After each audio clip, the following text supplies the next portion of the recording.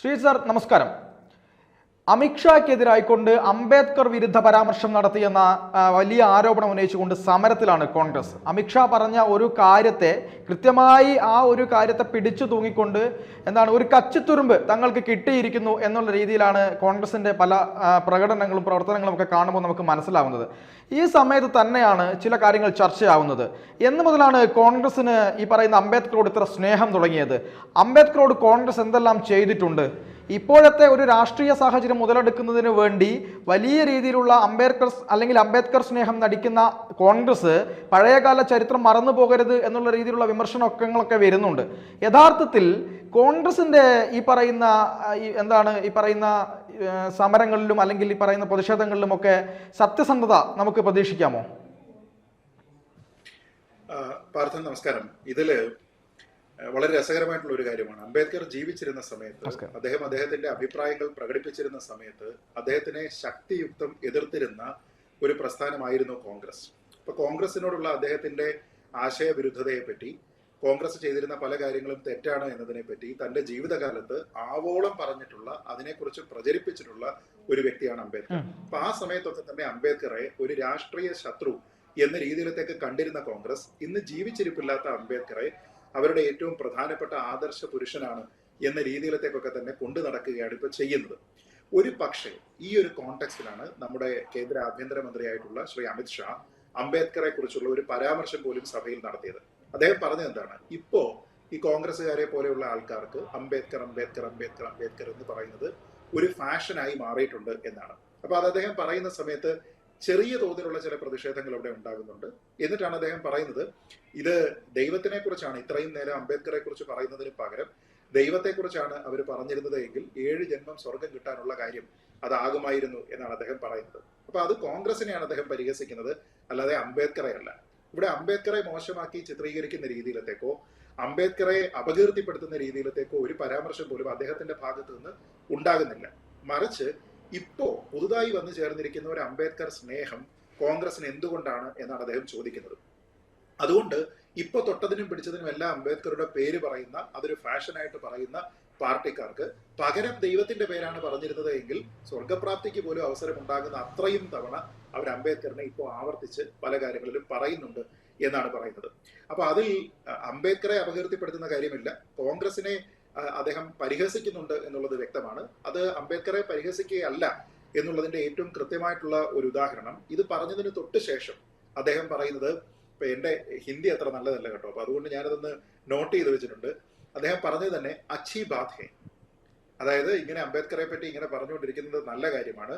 ഹമേ തോ ആനന്ദ് ഹേ, ഞങ്ങൾക്ക് അതിൽ സന്തോഷമുണ്ട്. എന്തിനാണ്?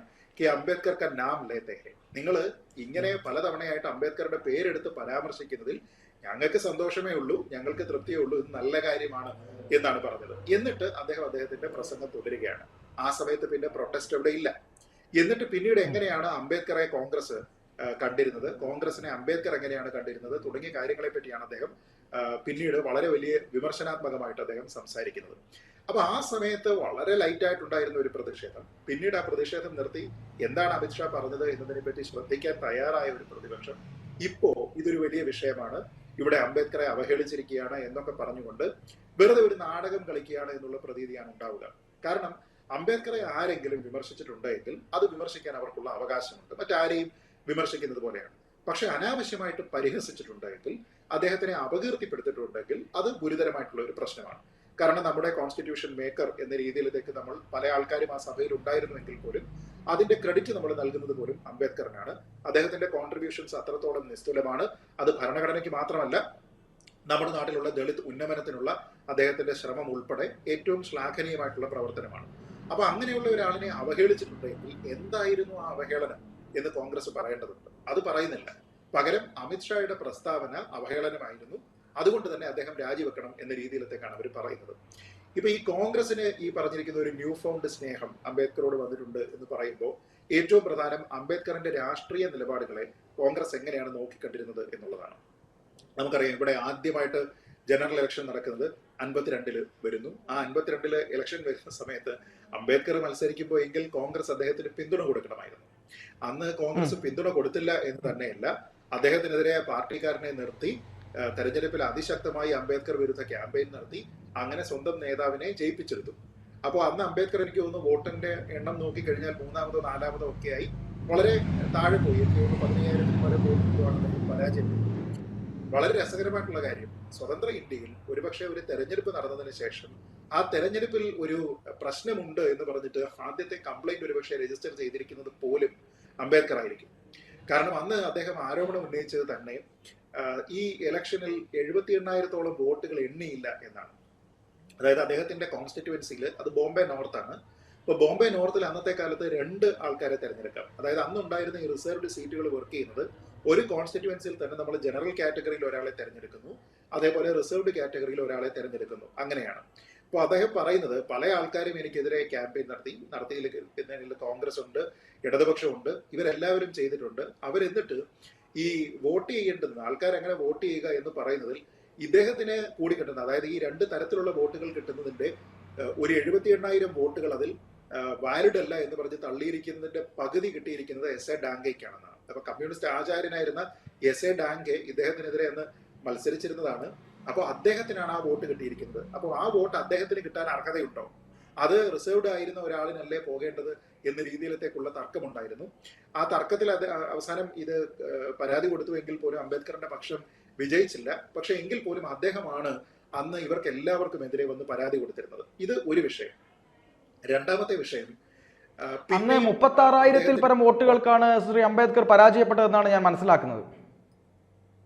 ആയിരിക്കാം, എനിക്ക് തോന്നുന്നു ആദ്യത്തെ തവണ ഒരു പക്ഷേ അത്രയും ആയിരിക്കാം. രണ്ടാമത്തെ തവണ എനിക്ക് തോന്നുന്നു അദ്ദേഹം 10,000-നടുത്ത് എന്തോ വോട്ടിനാണ് 54-ൽ ഒരു ബൈ ഇലക്ഷനിൽ അദ്ദേഹം വീണ്ടും മത്സരിക്കുന്ന സമയത്ത് അദ്ദേഹം വീണ്ടും പരാജയപ്പെടുന്നത്.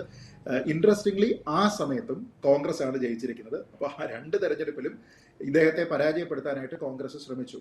പക്ഷെ ഇതിന്റെ ഒരു രസകരമായിട്ടുള്ള കാര്യം, ഈ കാലയളവിൽ അദ്ദേഹത്തിനെ രാജ്യസഭ വഴി എടുക്കുകയും അദ്ദേഹത്തിനെ ക്യാബിനറ്റിൽ എടുക്കുകയും ഒക്കെ ചെയ്തിരുന്നത് നമുക്കറിയാം.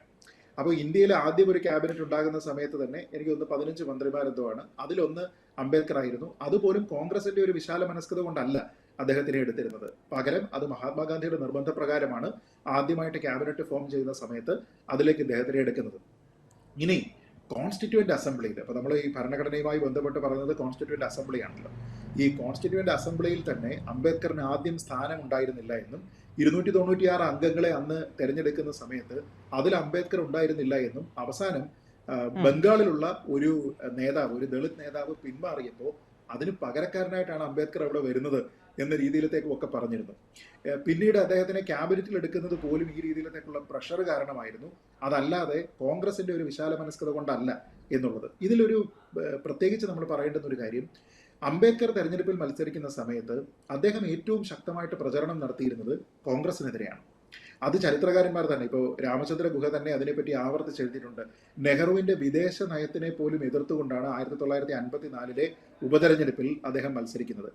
തന്നെയുമല്ല, ദളിത് ഉന്നമനത്തിന് വേണ്ടിയിട്ട് കോൺഗ്രസ് ഒന്നും ചെയ്തിട്ടില്ല എന്നാണ് പറയുന്നത്. അപ്പൊ ഈ ദളിത് സ്നേഹം പറയുന്ന, അല്ലെങ്കിൽ അംബേദ്കറിനെ ഒരു ദളിത് സ്നേഹത്തിന്റെ, ദളിത് പോരാട്ടത്തിന്റെ ഒരു വക്താവായിട്ട് ചിത്രീകരിച്ചുകൊണ്ട് ആ നിലയ്ക്ക് കൂടി അദ്ദേഹത്തിനെ ഇന്ന് സപ്പോർട്ട് ചെയ്യുന്ന കോൺഗ്രസ് ഓർക്കേണ്ടുന്ന കാര്യം, അംബേദ്കറിന്റെ കോൺഗ്രസിനോടുള്ള എക്കാലത്തെയും ഏറ്റവും വലിയ വിമർശനം ഇവിടെ ദളിതർക്ക് വേണ്ടിയിട്ട് ഒന്നും കോൺഗ്രസ് ചെയ്തിരുന്നില്ല എന്നുള്ളതാണ്. അപ്പൊ അങ്ങനെ നമ്മളെ ഏത് തലത്തിൽ നോക്കിക്കഴിഞ്ഞാലും അംബേദ്കർ കോൺഗ്രസിനെ അതിശക്തമായിട്ട് എതിർത്തിരുന്നു, നെഹ്റുവിനെ അതിശക്തമായിട്ട് എതിർത്തിരുന്നു, അദ്ദേഹത്തിന്റെ നയങ്ങളെ എതിർത്തിരുന്നു.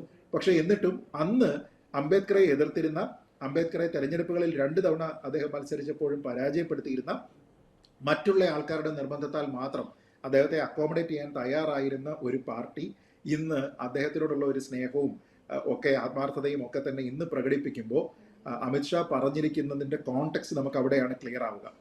ആ കോണ്ടെക്സ്റ്റിൽ നിന്നുകൊണ്ട് വേണം ആ സ്റ്റേറ്റ്മെന്റിനെ നോക്കാൻ. അല്ലാതെ അദ്ദേഹം പറഞ്ഞിരിക്കുന്ന കാര്യത്തിൽ എന്തെങ്കിലും രീതിയിലത്തേക്കുള്ള ദളിത് വിരുദ്ധതയോ അംബേദ്കർ വിരുദ്ധതയോ ഉണ്ട് എന്ന് വെറുതെ പറഞ്ഞത് കൊണ്ടാകില്ല.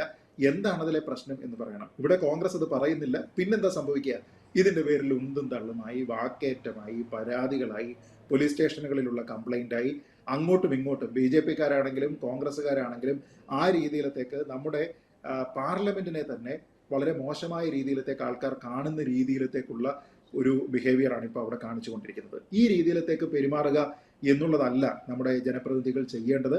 അപ്പോൾ ഈ അനാവശ്യമായിട്ടുള്ള വിഷയങ്ങളിൽ വലിയ വിവാദം ഉണ്ടാക്കിക്കൊണ്ട്, തെറ്റായ കാര്യങ്ങളുമായി ബന്ധപ്പെട്ട് അനാവശ്യ വിവാദങ്ങൾ ഉണ്ടാക്കിക്കൊണ്ട് പാർലമെന്റിന്റെ വിലപ്പെട്ട സമയമാണ് ഇവർ ഇല്ലാതെയാക്കുന്നത് എന്നതിനെപ്പറ്റി അവർ തന്നെ തിരിച്ചറിയേണ്ടതാണ്.